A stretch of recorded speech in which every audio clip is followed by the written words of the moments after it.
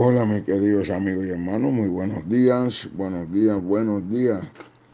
Qué grato, qué placentero, motivo de gran gozo es dirigirme a ustedes. Son las 3:01 de la mañana. Me encuentro hoy en la ciudad de Apartadó, Antioquia. He venido por acá unos días a compartir la palabra, a estar con mis familiares. Y qué bendición es poderme dirigir a ustedes.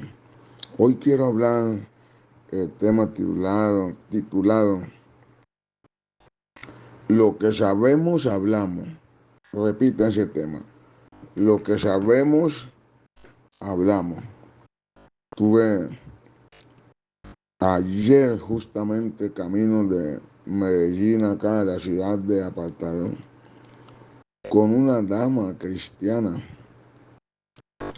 y es una mujer muy versada en lo que ella hace.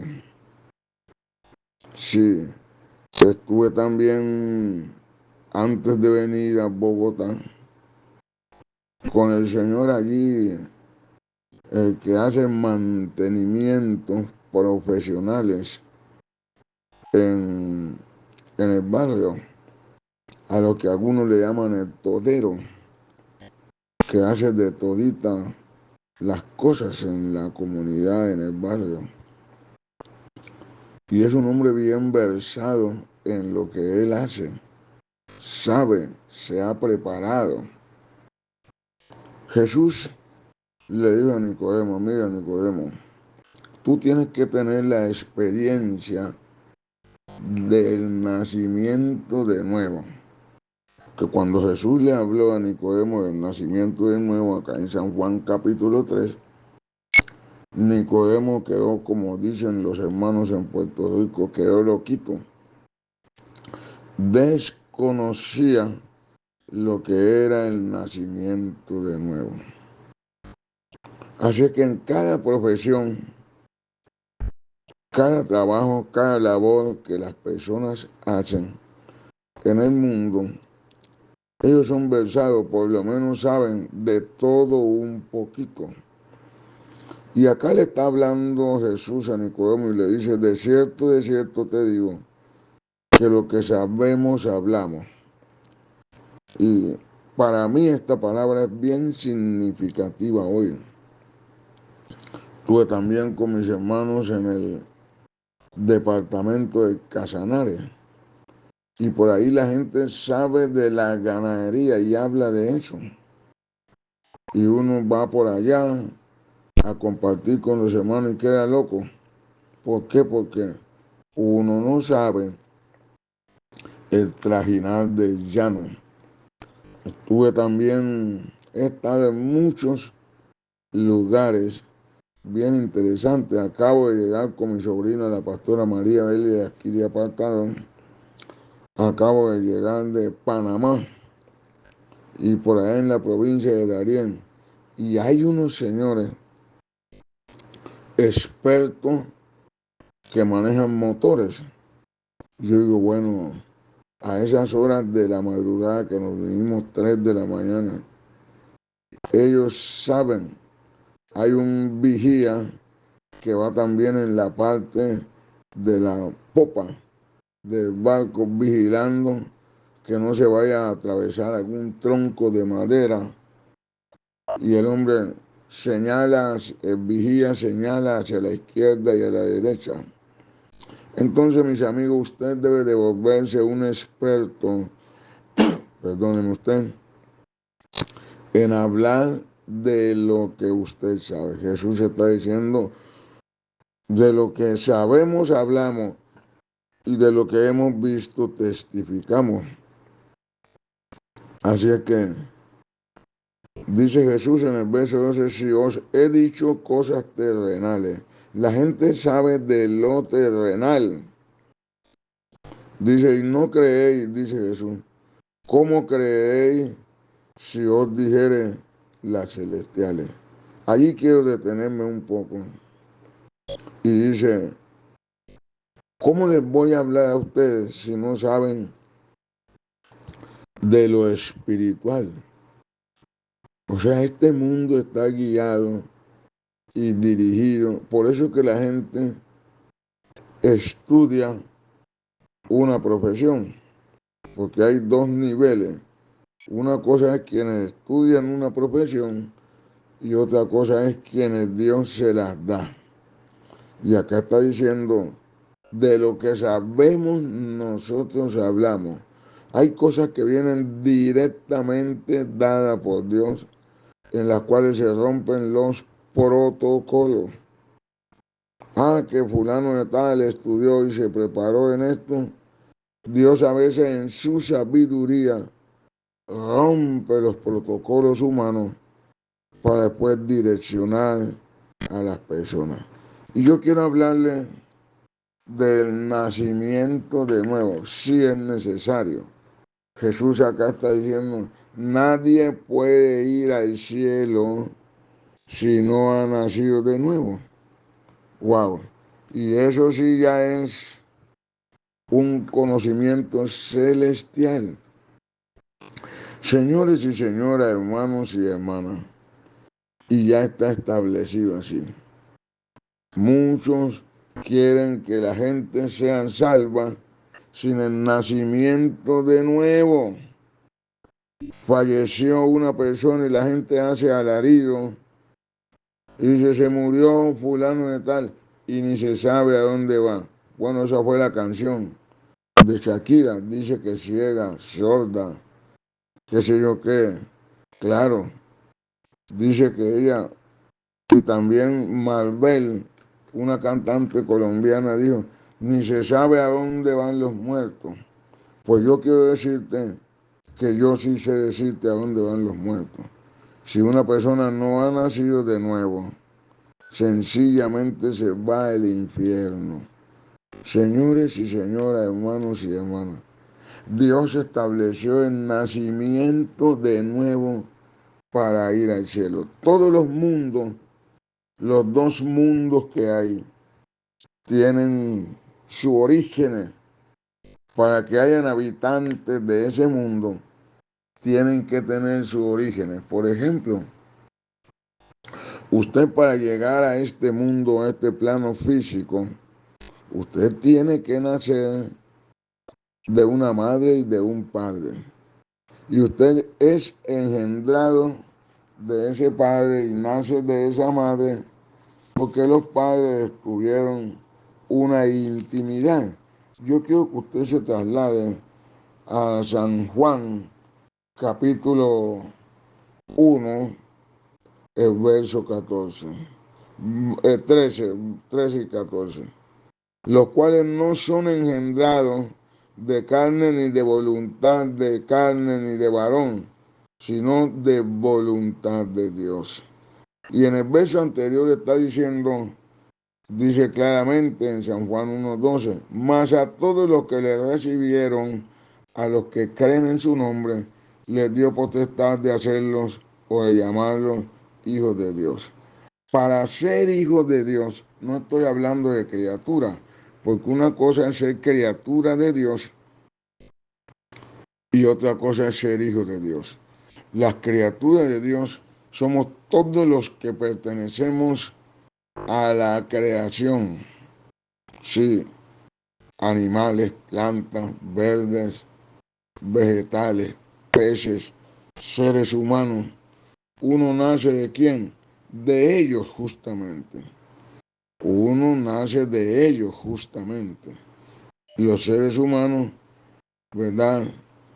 Nacimos de la creación de Dios, somos parte de la creación de Dios. Dios nos creó, ¿ok? Por eso somos hijos de Dios por creación. Pero otra cosa es ser hijos de Dios por nacimiento del Espíritu. Para el cielo no van, para la tierra van los que nacieron terrenalmente a esta tierra y en esta tierra. Pero para el cielo van los que nacen del Espíritu. Dios es Espíritu. Y para usted ir al cielo, o ser necesario, le dijo Nicodemo, Jesús a Nicodemo, perdón, Le digo, mira, Nicodemo, es necesario nacer de nuevo si tú quieres ir al cielo. Amén. Es necesario nacer de nuevo. Si quieres nacer de Dios, el filtro que Dios ha puesto es nacer del Espíritu. ¿Y cómo se nace del Espíritu? Es muy sencillo, siendo etiquetado por Dios mediante el Espíritu Santo. En la salvación es bien compleja, te puedo decir, aunque aparentemente es sencilla recibir a Jesús y ya, pero no, la salvación es bien compleja.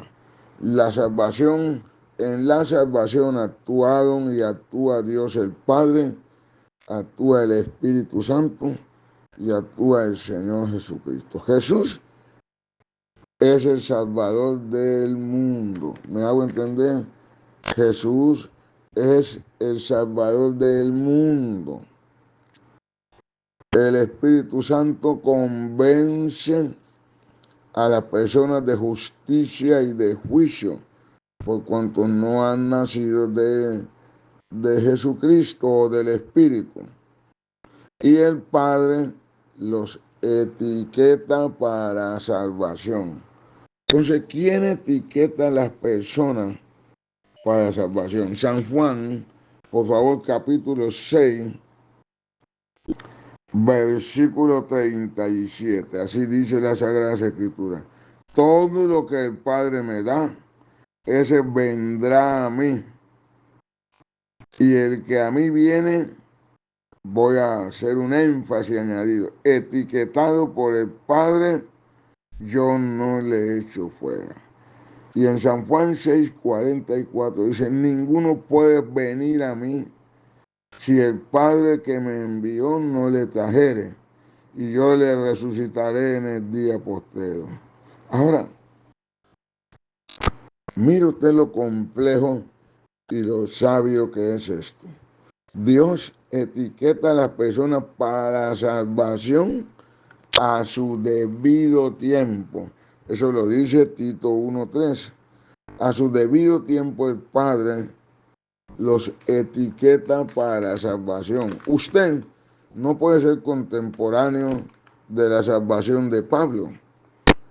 En el tiempo de Pablo, según Hechos capítulo 9, finales del capítulo 8, Pablo estuvo en su mundo persiguiendo a la humanidad y cuando Dios lo etiquetó para salvación, él tuvo su encuentro personal con el Señor en el camino hacia Emaús.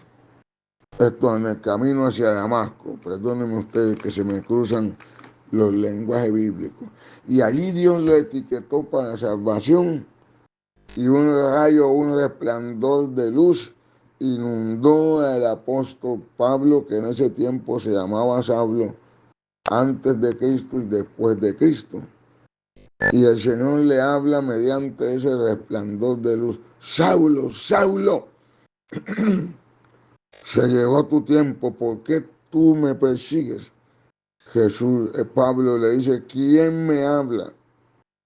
Y el Señor le dice, yo soy Jesús, a quien tú persigues. Mira, Pablo, como decimos los hermanos y dicen los hermanos de Puerto Rico, ¿qué te has creído tú? Dura cosa te es dar cosas contra el aguijón. Y temblando, le digo, bueno, si tú eres el Señor, ¿qué quieres que yo haga? Jesús le dijo, como yo soy Jesús, levántate, tengo un destino para ti ahora después de la salvación. Antes de la salvación, Saulo era guiado por la religión de odio, la religión de iniquidad. Saulo era guiado por ese principio religioso. Pero cuando se encontró con el Señor, vean, amados hermanos, fue ultra maravilloso. La luz lo dejó ciego para mirar a este mundo, la luz de Cristo. Cuando uno se encuentra con Jesús, el resplandor de la luz de Jesucristo a uno lo deja ciego para el mundo. Ya uno no ve, ¿verdad?, para el mundo, sino para Dios. Dios le cambió la mirada, la vista al hombre llamado Saulo, y a partir de allí en adelante ya fue Pablo. Amén. Se transformó, Dios lo transformó. Eso es lo que Dios hace con las personas. Transforma a los hombres. Hay una canción, un himno antiguo que decía: yo sí sé, si yo sé que Jesús transforma al más vil pecador, pecador. Jesús te llama, Él es guía y es la luz. Bendito sea el nombre del Señor. Yo sí sé, sí yo sé, yo sí sé, sí yo sé que Jesús transforma al más vil pecador. Es lo que el Señor Jesucristo hace, cambiando y transformando al más vil pecador. Eso lo hace nuestro Señor Jesucristo, y transformó a Saulo. Y a partir de allí, él se convirtió en un defensor del Evangelio. Cuando uno es transformado por el Señor lo cambia y le da otro destino. ¿Por qué? Porque nació para el cielo. Señores y señoras, para ser participante de la tierra, usted tiene que nacer de papá y de mamá. Pero para ser participante del cielo, usted tiene que nacer del Espíritu. Así de sencillo. Los del cielo nacen para el cielo mediante el Espíritu Santo. Usted, mi amigo, si no ha nacido de nuevo, son dos nacimientos, vuelvo a reiterártelo. Si no has nacido de nuevo, realmente tienes que nacer del Espíritu de Dios.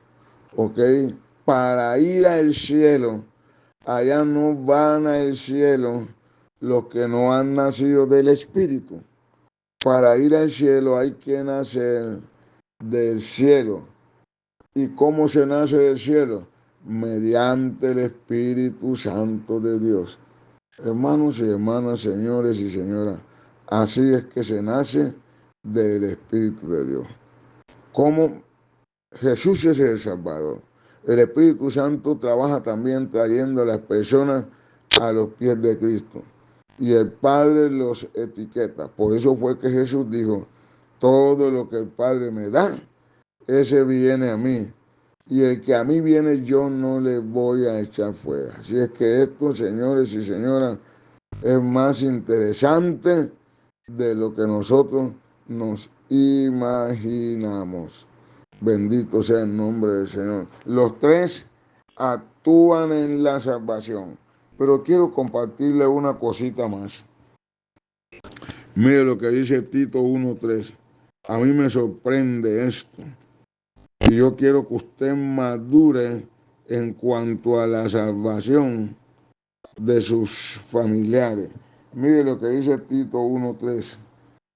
Y a su debido tiempo, como a su debido tiempo, manifestó su palabra por medio de la predicación que me fue encomendada por mandato de Dios, mi Salvador. ¿Saben, hermanos y hermanos? Hay un tiempo de salvación. Usted no se preocupe, sus hijos llegarán, su esposo llegará. Cuando no en tu tiempo, sino en el tiempo de Dios Todopoderoso. Cuando Dios haga que el tiempo se cumpla, tus familiares serán salvos. ¿Cuándo? En el tiempo de Dios. Porque hay dos tiempos, filosóficamente se conoce. El tiempo cronos de Dios, que es en 1900 tal o en los 2000 tal. Eso se le conoce como el tiempo cronos de Dios. Crono viene de cronometrar, de reloj. Pero también hay un tiempo kairos de Dios, que es el tiempo de la sabiduría de Dios, cuando uno deba de ser salvo. Y ahí es donde vienen los conflictos, porque nosotros muchas veces queremos que nuestro familiar se salve, ¿verdad? A la guachapanda, como decimos, a los garrotazos. No, nuestro familiar se van a salvar en el tiempo cronos y kairos de Dios. En el tiempo de Dios, Dios los va a traer con cuerdas de amor, o a veces con cuerdas de latigazo, o a veces con un pétalo de rosa acariciando en nuestro rostro. Llegará ese día de salvación, o también mediante una enfermedad, mediante un accidente de tránsito, en el crono de Dios y en el kairos de Dios. Tú tranquilo, llegará ese hijo, ese familiar a ser salvo en el tiempo de papá Dios. Si tú te afanas y quieres salvarlo a tu manera, vean, los hijos o los salvos, el esposo o la esposa, como se dice, va a estar sorocho. ¿Qué es eso de sorocho? Pastor Mosquera, hábleme en lenguaje que yo pueda entender. Tiempo sorocho es como es que cocinar un plátano a la candela por encima, métale candela y candela, mas no es cocinado internamente. A eso se lo conoce así.